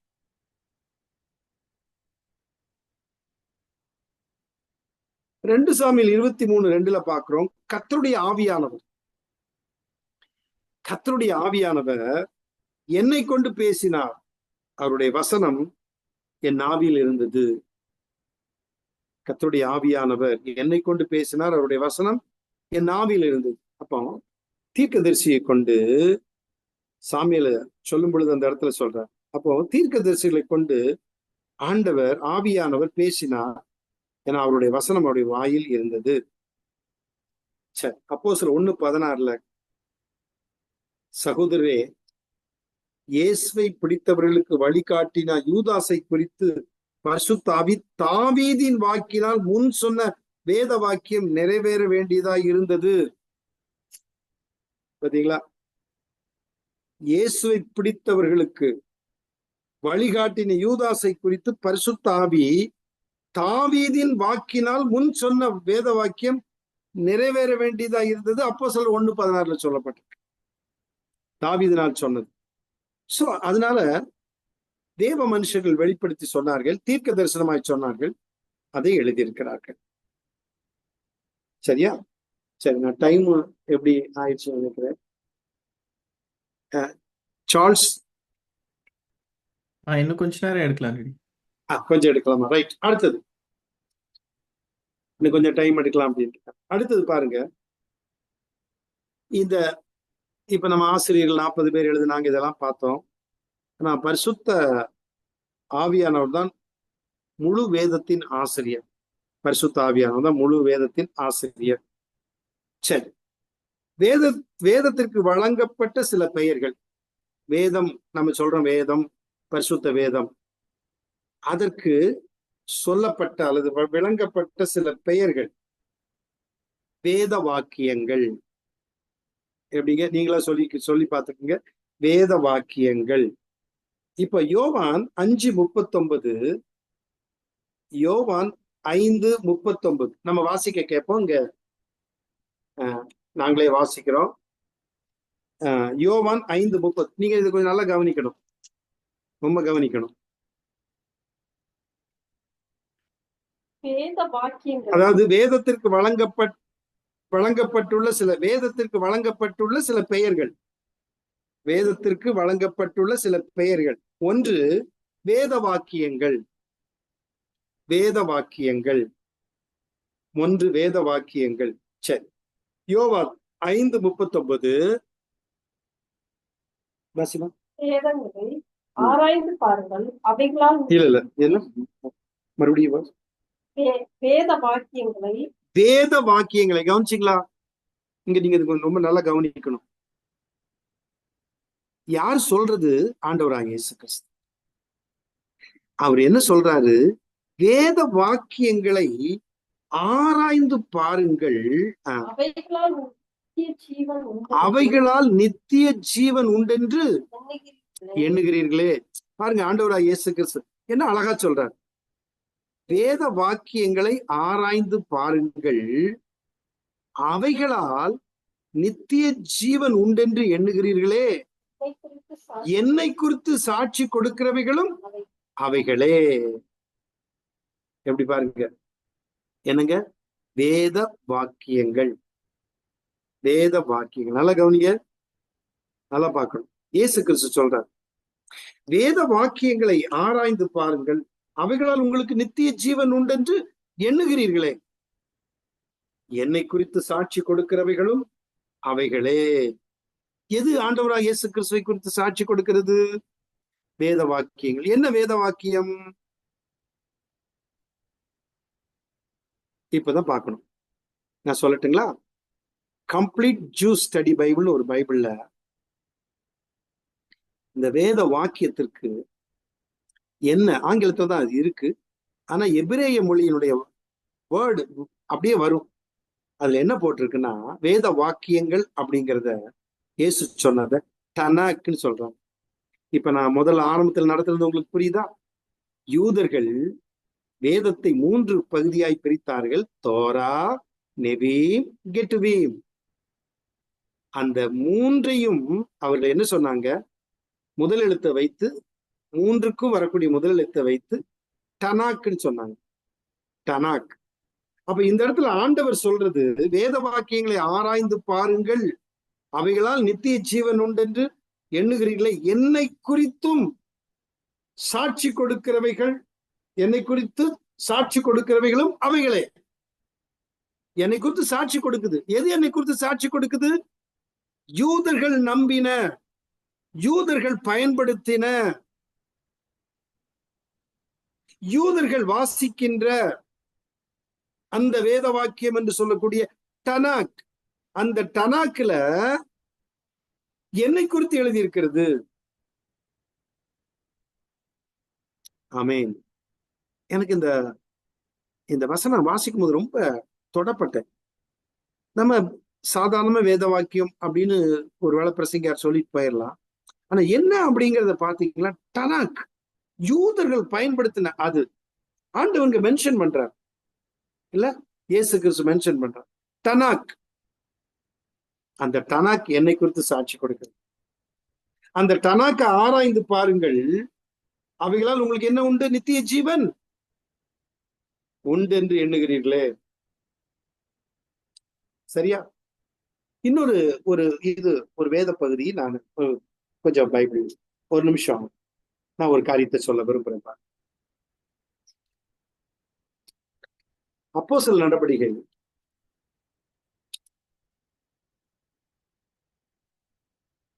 11. இங்க இங்க இங்க கவனிங்க. இப்போ அப்போஸ்தலர் நடபடிகள் 17:11 தானே வாசிமா? அந்த பட்டணத்தார். நல்லா கவனிங்க. இப்ப நீங்க இந்த வசனத்தை கவனிக்கணும். அந்த பட்டணத்தார் மனோவாஞ்சையாய் வசனத்தை ஏற்றுக்கொண்டு காரியங்கள் இப்படி இருக்கிறதா என்று தினந்தோறும் வேத வாக்கியங்களை ஆராய்ந்து எப்படிங்க? எதை? அந்த பட்டணத்தார் மனோவாஞ்சையாய் வசனத்தை ஏற்றுக்கொண்டு தினந்தோறும் வேத வாக்கியங்களை, நீங்களே சொல்லிக்கங்க மனசுல, என்ன? வேத வாக்கியங்களை ஆராய்ந்து பார்த்ததினால் தெசலோனிக்கேயில் உள்ளவர்களை பார்க்கிலும் நற்குணசாலிகளாய் இருந்தார்கள். யாரு? பெரோயா பட்டணத்தார் நற்குணசாலிகளாய் இருந்தார்கள். யாரை காட்டிலும்? தெசலோனிக்கேயில் உள்ளவர்களை காட்டிலும். எந்த பட்டணத்தார்? பெரோயா பட்டணத்தார். எதனால? வேத வாக்கியங்களை ஆராய்ந்து பார்த்ததுனா. என்ன செஞ்சாங்க? பவுல் சொல்றாரே, சீஷர்கள் சொல்றாங்களே, அவங்க சொல்றது சரிதானா? அப்ப நான் என்ன செய்யறது? வேத வாக்கியத்தை நான் ஆராய்ந்து பார்க்கணும். கவனிங்க, எவ்வளவு விவரமா இருக்காங்க பாத்தீங்களா? ஓஹோ, அவங்க சொன்னா ஏத்துக்கணுமா? இல்ல, வேத வாக்கியங்களை என்ன செய்யறாங்களா? ஆராய்ந்து பாக்குறாங்க. பவுல் சொன்னது சரிதானா? வேதத்திற்கு ஒத்து இருக்கா? பாத்தீங்களா? வேத வாக்கியங்களை ஆராய்ந்து பார்த்ததுனா அவங்க ஆராய்ந்து பார்த்தாங்க. அதனால தெசலோனிக்கையில் உள்ளவர்களை காட்டிலும் நற்குணசாலிகளா இருந்தாங்க. இந்த இடத்துல வேத வாக்கியம் வருது, நீங்களே சொல்லுங்க என்னன்னு. யாரோ சொல்லுங்க பாப்போம். சும்மா சொல்லுங்க, பேசுங்களேன். நான் என் பாடி பேசிட்டே போன ஒரு மாதிரி. வேத வாக்கியங்கள் ஆராய்ந்து பார்த்தார்கள். எதை சொல்லுங்க? Very good, very good. உங்க பிரதர் பேர் என்ன? Silva pastor. Very good, very good. உங்களுக்கு ஒரு கைத்தட்டு. சூப்பர், கண்டுபிடிச்சிட்டீங்க. டனாக், அதுதான். அப்போ அவர்கள் அன்றைக்கு நம் புதிய ஏற்பாடெல்லாம் இல்ல, பைபிள்லாம் இல்ல, நல்லா கவனிக்கணும். வேதம், வேத வாக்கியம் அதுதான். அப்ப வேத வாக்கியங்களை ஆராய்ந்து பார்த்தார்கள். சொல்றது சரிதானா? பவுல் சொல்றது சரிதானா? அப்போஸ்தலர் சொல்றது சரிதானா? சீஷர்கள் சொல்றது சரிதானா? சும்மா ஏத்துக்க முடியாது. ஆராய்ந்து பார்த்தார்கள். எதை? டனக், தோரா, நெவீம், கெட்வீம் மூன்றும் சேர்ந்தது டனாக். யூதர்கள் பயன்படுத்தின அந்த டனாக்கை ஆராய்ந்து பார்த்ததினால் அவர்கள் நற்குணசாலிகளா இருந்தார்கள். இயேசுங்க சொல்றாரு, வேத வாக்கியங்களை ஆராய்ந்து பாருங்கள், ஆராய்ந்து பாருங்கள், அவைகளால் உங்களுக்கு நித்திய ஜீவன் உண்டு என்று எண்ணுகிறீர்களே, என்னை குறித்து சாட்சி கொடுக்கிறவர்களும் அவைகளே. யோவான் 5:39. டனாக் என்னை குறித்து சாட்சி கொடுக்கிறது. டனாக் என்னை குறித்து சொல்லுதையா? இயேசு சொல்றாரு. என்ன அழகா சொல்றாரு. ரைட். அடுத்தது ரெண்டாவது ஸ்கிரிப்சர்ஸ் அப்படின்னு வருது. நூல்கள். நம்ம நூல்கள்னா புத்தகம் இல்லையா? தானியேலாகிய நான் எருசலேமின் பாழ்கடிப்புகள் நிறைவேறி தீர 70 வருஷம் செல்லும் என்று கர்த்தர் எரேமியா தீர்க்கதரிசியோட சொல்லிய வருஷங்களின் தொகையை புஸ்தகங்களால் அறிந்து கொண்டேன். எதால்? புஸ்தகங்களால் அறிந்து கொண்டேன். ஸ்கிரிப்சர்ஸ். அப்போ வேத வாக்கியம் இங்க சொல்லப்பட்டிருக்கிறது, புஸ்தகங்களால் அறிந்து கொண்டேன். ஸ்கிரிப்சர். அடுத்தது சங்கீதம். இது வந்து தானியேல் 1:9-2 புஸ்தக சுருள் அப்படின்னு சொல்லப்பட்டிருக்கு. Scroll of the book. அப்பொழுது நான் இதோ வருகிறேன், புஸ்தக சுருளில் என்னை குறித்து எழுதியிருக்கிறது. சங்கீதம் 47. புஸ்தக சுருளில் என்னை குறித்து எழுதியிருக்கிறது. சரி, அடுத்தது கர்த்தருடைய புஸ்தகம். ஏசாயா 34:16 ரொம்ப நல்ல வசனம், உங்களுக்கு தெரியும். கர்த்தருடைய புஸ்தகத்திலே தேடி வாசியுங்கள், இவைகளில் ஒன்றும் குறையாது, இவைகளில் ஒன்றும் ஜோடி இல்லாதிராது. அவருடைய வாய் இதை சொல்லிட்டு அவருடைய ஆவி அவைகளை சேர்க்கும். கர்த்தருடைய புஸ்தகம். நம்ம இப்ப பாக்குறது பைபிள் என்னெல்லாம் சொல்லுது, எப்படியெல்லாம் சொல்லப்படுகிறது? வேத வாக்கியங்கள், நூல்கள், புஸ்தகங்கள், புத்தக சுருள். அடுத்தது இங்க கர்த்தருடைய புஸ்தகம். நான் ஏற்கனவே சொன்னேன், புஸ்தகம், புஸ்தகத்திலே எழுதியிருக்கிறது, தேடி வாசியுங்கள். அப்படின்னு என்ன புஸ்தகம்? ட்ரை பண்ணி பாருங்க. நான் சொன்னது ஆரம்பத்தில் நடத்தினது.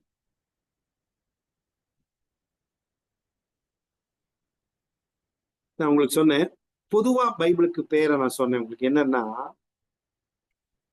எபிரேய மொழியில ஹாசாஃபரிம், சாஃபர். எபிரேய மொழியில நல்லா கவனிங்க. சாஃபர், சஃபரீம் ப்ளூரல். புக்ஸ். ஹெசஃபரீம் த புக்ஸ். அப்ப கர்த்தருடைய புஸ்தகத்திலே, அந்த புஸ்தகம் என்ன? சஃபர். சஃபர். இதெல்லாம் நான் எப்படி சொல்றேன் நீங்க கேட்பீங்க, என்ன அப்படின்னா கம்ப்ளீட் ஜூஸ் ஸ்டடி பைபிள் பாருங்க. இந்த பாத்தீங்களா இந்த Bible, complete juice study Bible. இந்த பைபிளை நான் யூஸ் பண்ணுவேன். Complete juice study Bible. கட்டளை அப்படின்னா மிட்ஸ்வான் போட்டிருக்கு. மகன் அப்படின்னா பென்னு போட்டிருக்கு. இந்த மாதிரி நிறைய அப்படியே போட்டிருக்கும். எனக்கு ரொம்ப பிடிச்ச ஒரு பைபிள் இதுவும். அதே மாதிரி Hebrew, Greek, key word study Bible. Hebrew, Greek, key word study Bible. ரொம்ப அழகான பைபிள். ஸோ சிலதெல்லாம் எடுக்கும் பொழுது தியாலஜி புக்கில் அல்லது பிப்ளியாலஜியை பற்றி உள்ள புக்கில் இருந்து எடுக்கிறது மட்டுமல்ல, இந்த மாதிரி பைபிள்ல இருந்து எடுத்து சில காரியத்தை நான் உங்களுக்கு சொல்றேன். ஓகே. ஏசாயா 34:16 கர்த்தருடைய புஸ்தகம். சரி, அடுத்தது எபேசியர் 6:17 இரட்சணியம் என்னும் தலைச்சீராவையும் தேவ வசனமாகிய ஆவியின் பட்டயத்தையும் எடுத்துக்கொள்ளுங்கள். தேவ வசனமாகிய word of God. Word of God, தேவ வசனம். சரி, அடுத்தது தேவனுடைய வாக்கியங்கள். ரோமர் 3:2 அது எவ்விதத்திலும் மிகுதியாயிருக்கிறது, தேவனுடைய வாக்கியங்கள் அவர்களிடத்தில் ஒப்புவிக்கப்பட்டது விசேஷித்த மேன்மையாமே. ரோமர் 3:2. இப்ப நான் உங்களுக்கு சொன்ன பாத்தீங்களா, அப்போஸ்தலர் 17:11 அது வேத வாக்கியங்கள்னு வருது. சரி, அடுத்தது சத்திய வேதம். பைபிள் என்ன சொல்றோம்? சத்தியம். இங்க நீங்க கொஞ்சம் கவனிங்க. இப்ப கொஞ்சம் நீங்க கவனத்தை செலுத்தணும். சத்திய வேதம் கவனிங்க. மல்கியா 2:6 நம்ம கொஞ்சம் மல்கியா 2:6 வாசிக்கிறது கேள், நல்லா கவனிக்கணும் நீங்க. மல்கியா 2:6. மல்கியா கடைசி புத்தகம், மல்கியா 2:6. சத்திய வேதம் நல்லா கவனிங்க. சத்திய வேதம் அவன் வாயில் இருந்தது. அவன் வாயில் இருந்தது. கவனிங்க என்ன போட்டிருக்கு? சத்திய வேதம் அவன் வாயில் இருந்தது. அநியாயம் காணப்படவில்லை. அவனுடைய உதடுகளில் அநியாயம் காணப்படவில்லை.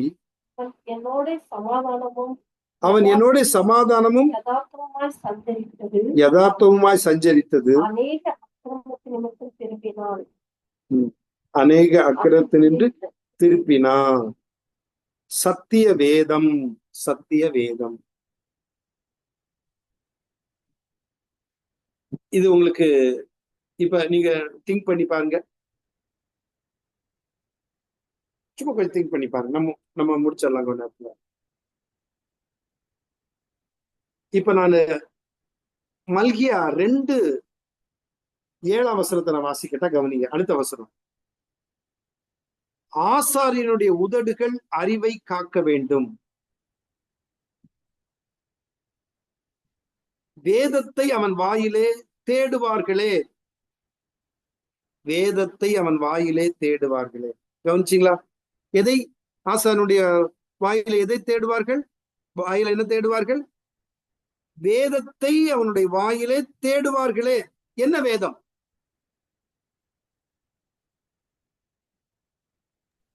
தோரா. இங்க நீங்க தனக்கு நினைச்சிடக்கூடாது. என்னது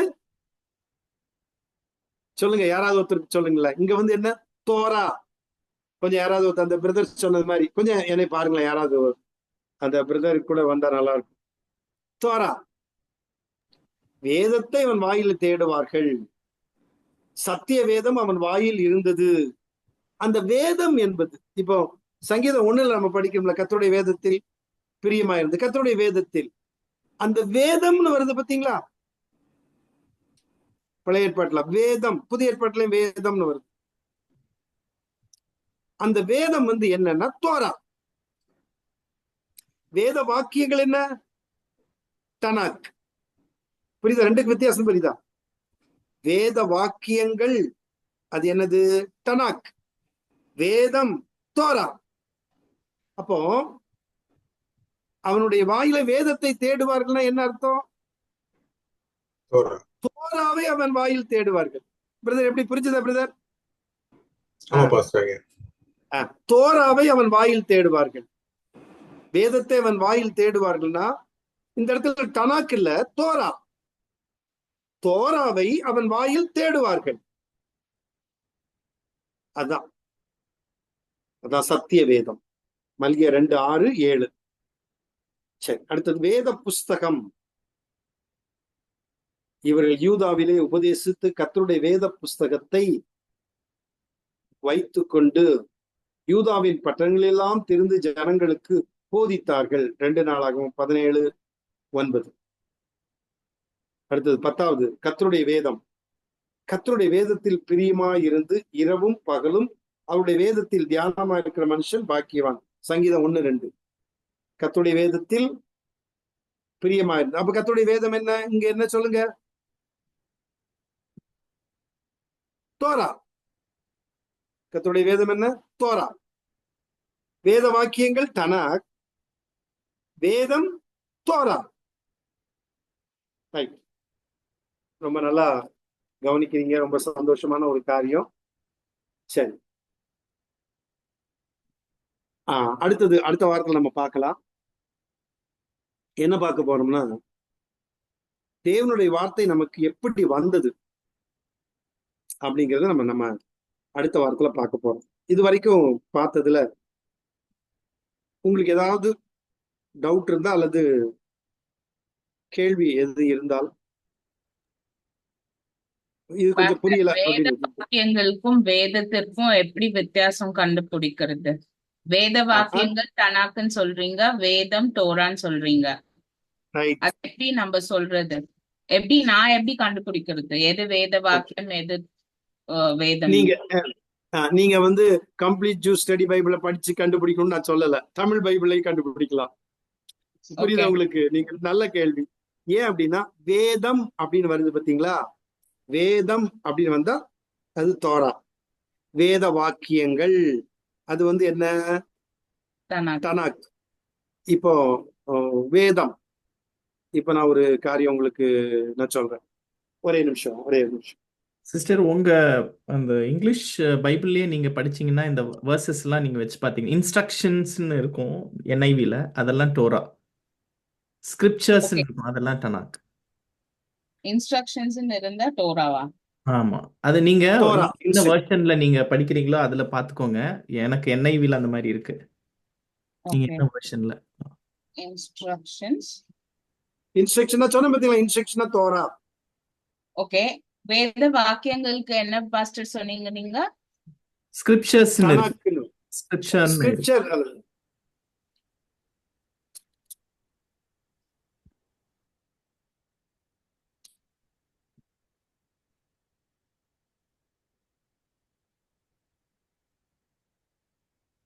பைபிள்ல இந்த சொன்ன இந்த வேர்ட்ஸ் எல்லாம் இந்த இதுக்கு போகணும்னா it's written as scriptures-ஆ?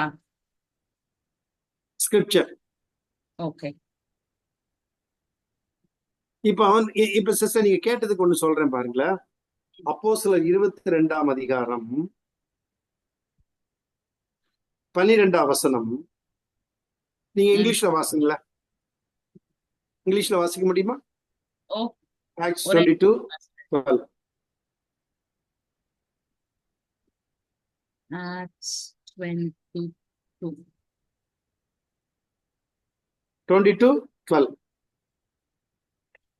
And one Ananias, a devout man, according to the law, having a good report of all the Jews which dwelt there. என்ன படிச்சீங்க? according to law. Okay. பாத்தீங்களா? according to law. நல்லா கவனிங்க. என்ன version sister? KJV-யா? NKJV-யா? Pastor இது ஒரே நிமிஷம் ஆன்லைன்ல எடுத்தேன்.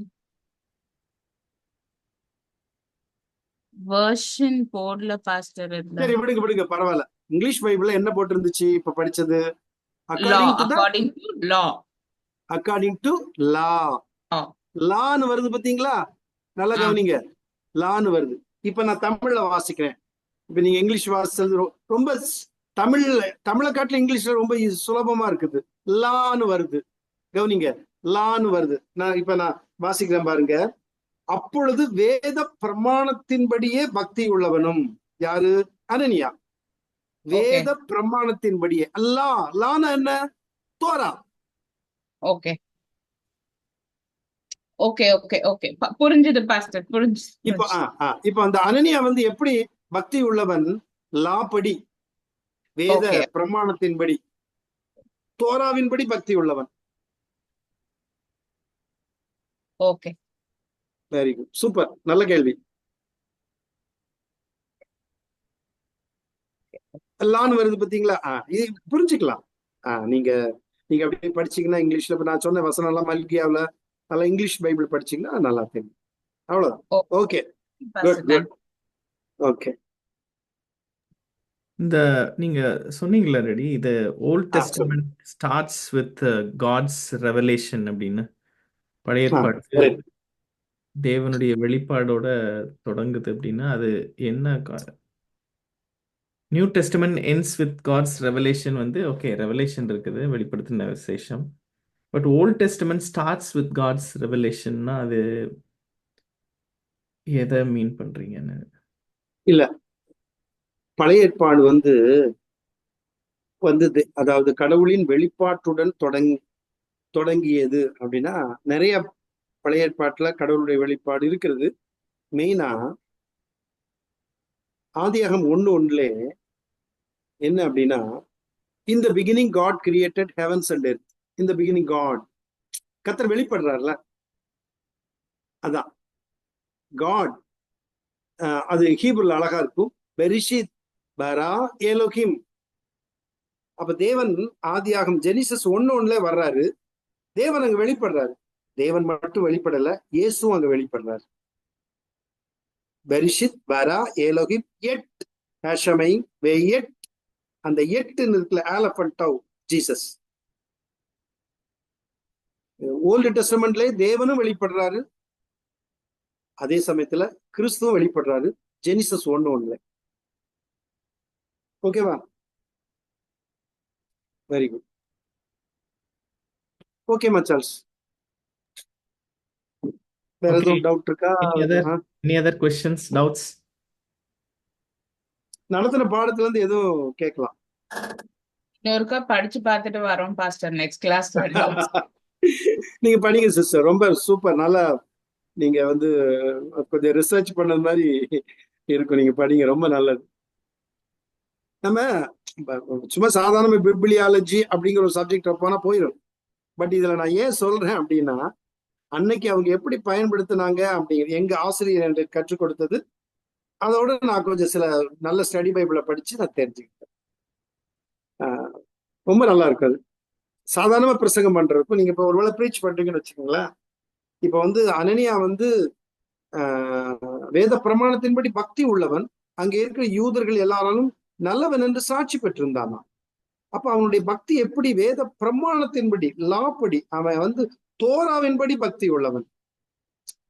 எவ்வளவு ஒரு பயங்கரமான ஒரு அனுபவம் பாருங்களேன். தோராவின்படி பக்தி உள்ளவன் எவ்வளவு பெரிய சாட்சி. அது யூதர்களும் அவனை அக்செப்ட் பண்றாங்க. அப்படிப்பட்ட ஒரு அருமையான விட்னஸ். சோ அதனால அந்த மாதிரி சிலது. அதே மாதிரி வேத வாக்கியங்களை ஆராய்ந்து பாருங்கள், அவைகளால் இயேசு சொல்றாரு. டனாக்குங்கிறது ரொம்ப அழகா இருக்கும். நீங்க பாத்தீங்கன்னா பழைய ஏற்பாடு அப்படியே புதிய ஏற்பாட்டுல வருது. வசனத்தை கொட்டேஷன் ஆண்டவர் காட்டுறாரு, இயேசு காட்டுறாரு, சீஷர்கள் காட்டுறாங்க. நிறைய பழைய ஏற்பாடு வேண்டாமாங்க சார், நீங்க கவனிச்சு பாருங்க. பழைய ஏற்பாடு பெருசு இல்ல. சில சபைகள், நம்ம பேரெல்லாம் சொல்ல விரும்பல, சில சர்ச்சில் இப்பவும் சொல்றாங்க பழைய ஏற்பாடு அவ்வளவு முக்கியம் இல்லை. நோ நோ நோ, ரொம்ப ரொம்ப முக்கியம் பழைய ஏற்பாடு. எல்லாத்துக்கும் ஃபவுண்டேஷன் தோராதான். தோரா மேலதான் அப்படியே வருது. தோரா யூதர்களுக்கு மட்டும் இல்ல, எனக்கும் உங்களுக்கு, நமக்கும், கிறிஸ்தவர்களுக்கும் தோரா மிக மிக முக்கியமா. ஓகே, எப்படி இருந்தது sister? Okay, praise the Lord. Pastor Charles, உங்களுக்கு ஒரு क्वेश्चन. அசைன்மென்ட் எப்படி எழுதணும்? ஓகே, அசைன்மெண்ட்டுக்கு நான் ஒரு ஃபார்மேட் நான் ஒன்று இது பண்ணுறேன். நான் வந்து தியாலஜியில் ஒரு அசைன்மெண்ட் பண்ணி நான் அனுப்பிடுறேன். அந்த ஃபார்மேட்டை நீங்கள் அப்படியே ஃபாலோ பண்ணிக்கோங்க. இன்ட்ரடக்ஷன், அப்புறம் ஒரு 1 or 2 டாபிக்ஸ், அப்புறம் கன்க்ளூஷன். ஓகே, அது குரூப்ல போடுங்க பாஸ்டர் ஆ ப்ளீஸ். ஓகே ஓகே கண்டிப்பாக. Okay, thank you. ஓகே, இதோட வீடியோஸ் எப்ப பாஸ்டர் வரும்? இந்த கிளாஸோட வீடியோஸ்? நான் ஆக்சுவலாக ஒரு நிமிஷம், நான் இந்த ரெக்கார்டிங் ஸ்டாப் பண்ணிடுறேன்.